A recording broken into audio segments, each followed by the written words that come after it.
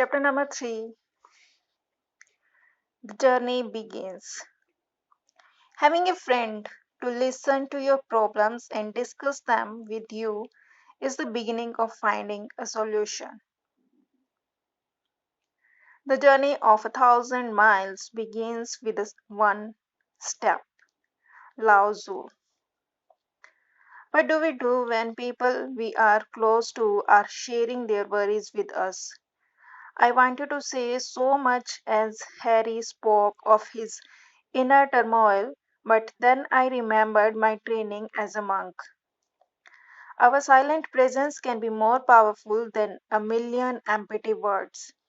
We all have two ears and one mouth. The amount we listen and the amount we speak should be done proportionality. Rarely do people want an active solution to their problems before they have been thoroughly heard and understood.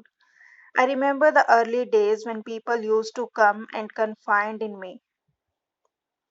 I was a young, eager, fresh faced monk then, keep to save the world with my newfound sense of purpose. In my immaturity, I would pounce on the solution as soon as it came to me and not understanding that people don't care what you know unless they know you care. In fact, the answer to all problems related to the human condition seldom excludes a concise, compassionate ear. The attitude of listening attentively is equally essential to the solutions we may present. I was not going to make that mistake this time with Harry. I was glad that the traffic was clearing up, and so were my thoughts. A few moments of silence paused before I spoke. Harry, I'm so sorry you are going through this. Thank you for trusting me and sharing this. Even when you just speak to someone about your problems, do you not feel lighter? Do you not feel hope that things will get better? Harry looked at me, unconvinced. I want to get out of this mess, but I don't see a way out without ruining my life completely. I'm nearly 40 years old. It's too late to make any dramatic changes. What should I do? What should I do are the four words any life coach hates, I thought.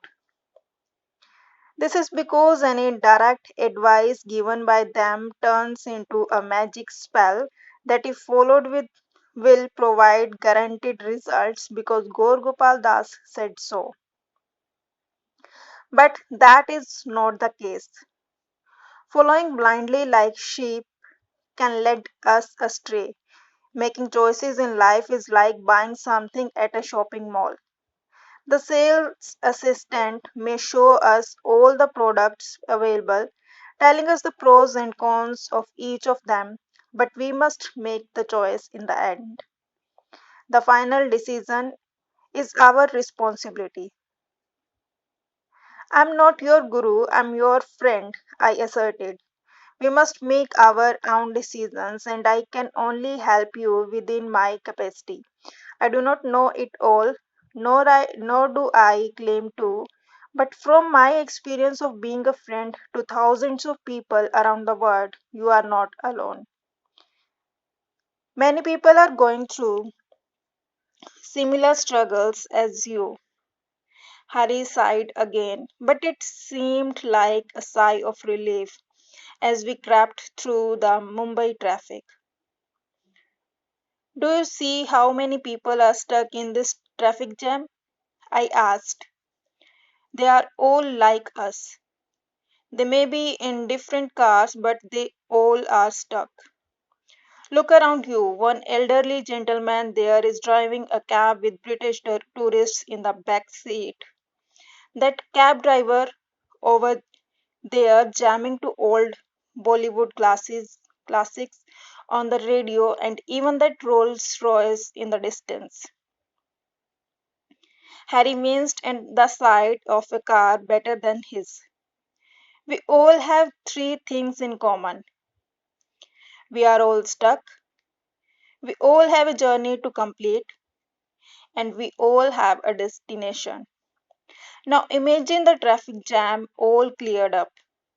We would all be free to complete our journeys in peace and reach the destination that we choose.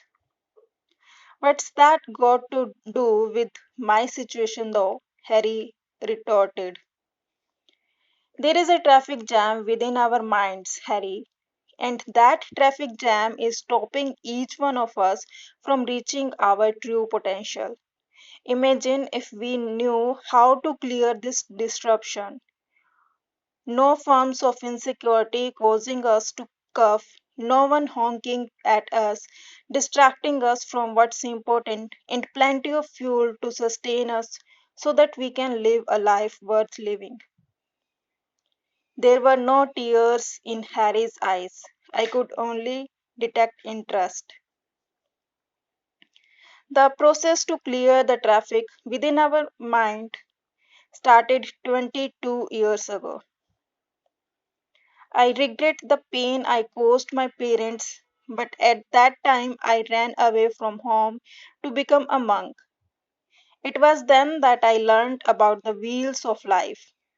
All of these cars around you have four wheels equally weighing down on the axle. The loss of air in any one of these wheels can slow you down in reaching your destination. The loss of one can be fatal. Therefore, it's imperative that your wheels are regularly checked and maintained. Similarly, there are four principles that form the foundation of a happy life.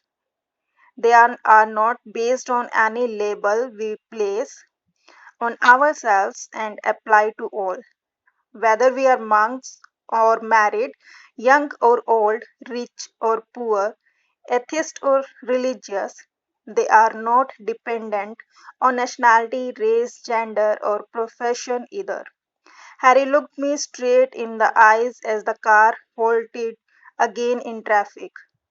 I'm ready to learn them. In fact, I have been ready since I was 18. End of chapter 3.